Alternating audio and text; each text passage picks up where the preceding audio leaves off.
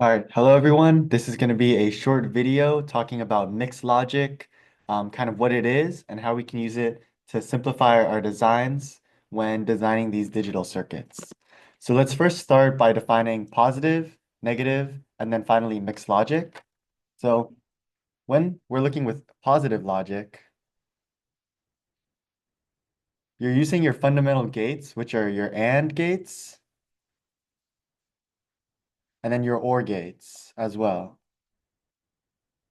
So an important thing to note about positive logic is you don't see any bubbles like you might see in negative or mixed logic. So the negations will happen if you use like an inverter. So while positive logic is easier to understand, especially when you're starting off, it's not as efficient when you're in the real world and you want to optimize cost or optimize efficiency. So negative logic helps us solve this problem a little bit better. So when you work with negative logic, you introduce gates like the NAND gate right here, as well as the NOR gate, which is right here. So the main difference between positive and negative is now you have this bubble on the output. And what this bubble does is it actually negates your signal from the output.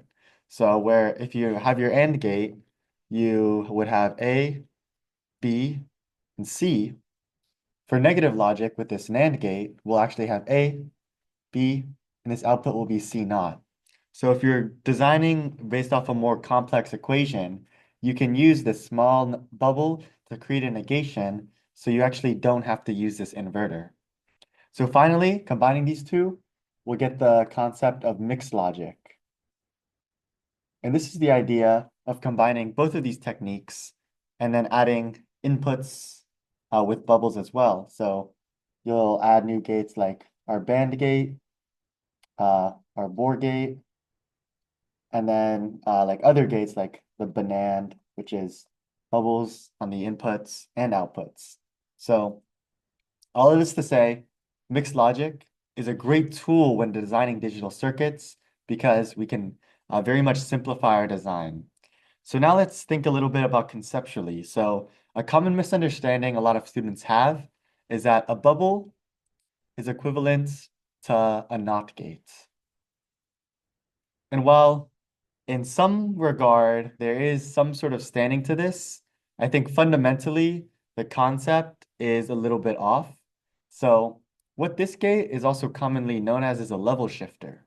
So it shifts our physical voltage from a high value to a low value, or like active high, active low, that kind of idea. So when working with mixed logic, the main source of a negation is going to be a mismatch between like an input or an output. So let's say you have a wire where there's an input on the front end and bubble on the back end. This will actually not have a negation because these two are the same. And this same concept can be moved over to a wire with no bubbles on either end. So where this negation actually happens is when you have a bubble on one end and no bubble on the other end. This will cause our negation, and same for the other configuration. So when you're working out mixed logic questions, an easy way to prevent you from making mistakes is if you have like A active low, and then B active high, going into like an AND gate, for example.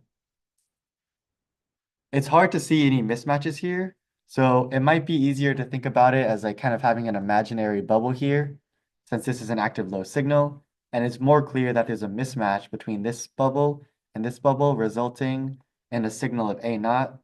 And since this is high and this is a high terminal, we can say that this is B. So to summarize kind of what I just said, is logically a bubble has no effect. What it affects is the activation level. So if you look at signal activation levels, like A active high, let's say you have a B active low, what this is it's really a perspective of how you view a signal. So if you have like some sort of switch sending a digital circuit into your circuit, or a digital switch sending a signal into your circuit, whether it's active high or active low, it doesn't change the physical voltage on this wire. What it does is it acts like a pair of glasses. So if you have an active high signal and you want to communicate a logical false, you'll send a low. Versus if you want to communicate a logical one or true, this will be a high. And it's actually the opposite for active low signals. So if you want to communicate a logical false, you'll send a high signal, and a logical true will be a low signal. So when you hear the phrase that a bubble has no effect logically, it's only changing the activation level or the physical voltage will send to communicate a logical value. Okay? So lastly, a lot of students ask for a kind of framework to approaching mixed logic questions.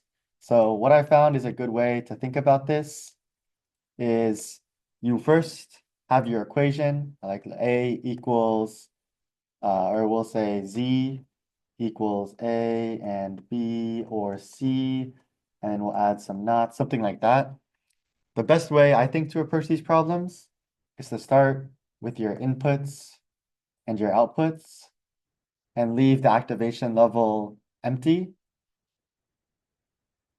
And this is assuming that you're able to pick the activation levels for all your inputs and your outputs, and then start with the actual operations that are being performed. So we'll add an AND gate here, we'll add an OR gate here. And then this is when I like to work backwards to forwards. And the third step is to add bubbles and add activation levels so you create the negations that you want. So to summarize, first, you do the inputs and outputs with no activation quite yet. And then second, draw the gates. And then these are just going to be the basic gates without any bubbles. And then third, you want to add bubbles and activation levels for negations.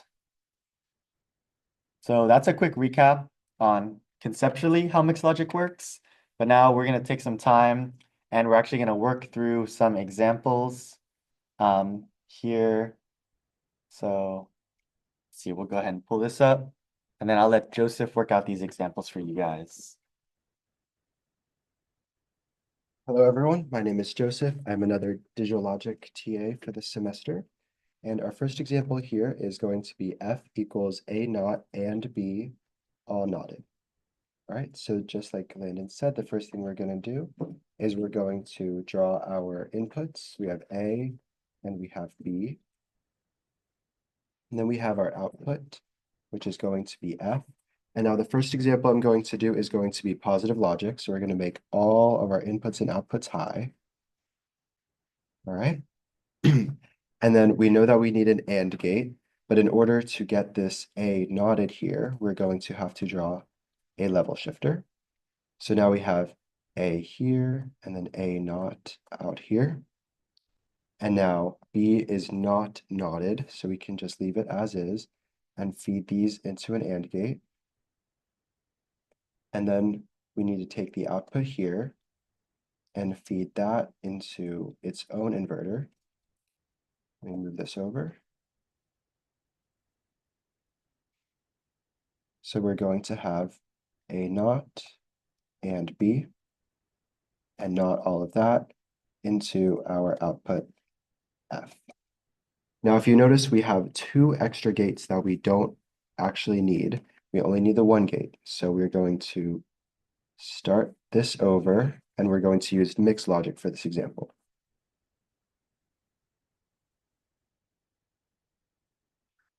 So the first thing I'm going to do is actually make A an active low signal so that we can get a not right away.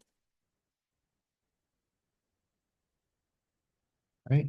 And then that way we have a mismatch between the low and the not bubble here. So that is going to be A naught, and this will be B.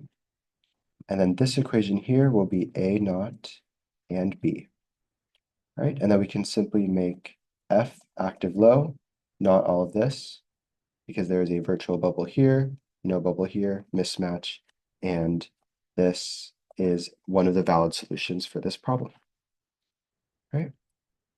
Now we're going to do question 2 again with mixed logic because that is what we're going to be working on or working with in this course. So we have A, B, and C. Now I'm going to make A active low, B active low, and C active high. And you'll see why just in a minute. And then F is going to be active high.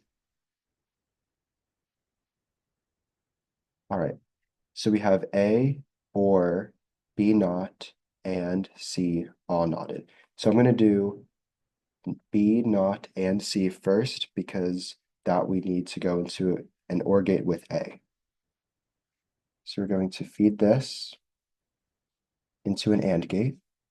Now we have the mismatch here, which gives us B naught and regular C because there's no mismatch here, right? And then this equation is going to be, and I've done it again with my output being too close, B naught and C, and then that is going to be fed into an OR gate, right? And now we have A active low. So what I'm going to do is put a bubble here and a bubble here. So that way, neither, or sorry, so this is not negated. There's no not here because there's no mismatch. And then this is negated because there's a mismatch. Bubble, no bubble. All right, so as we can see, that looks like what we want. And then what I'm going to do is make this an active low because I don't need any more mismatches. We have what we need. So I can just write exactly what we have here, right? And so you can see these equations match. No virtual bubble, or sorry. Oh, yes. Virtual bubble, actual bubble. That means there's no mismatch here.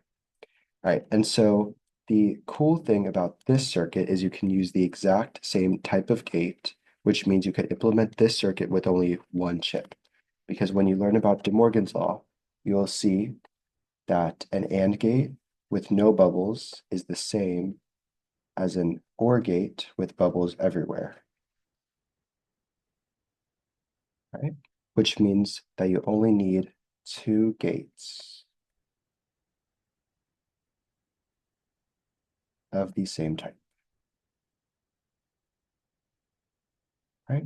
So that's just one example of how we can optimize with mixed logic because I was able to use 3 low activation levels, 1 high activation level, and then make these gates whatever I needed versus when we did the original positive logic example and we were constrained to much more tighter, much more tight constraints that did not allow us to simplify as much as we could have. All right, thank you for watching this video on mixed logic. We hope it helps.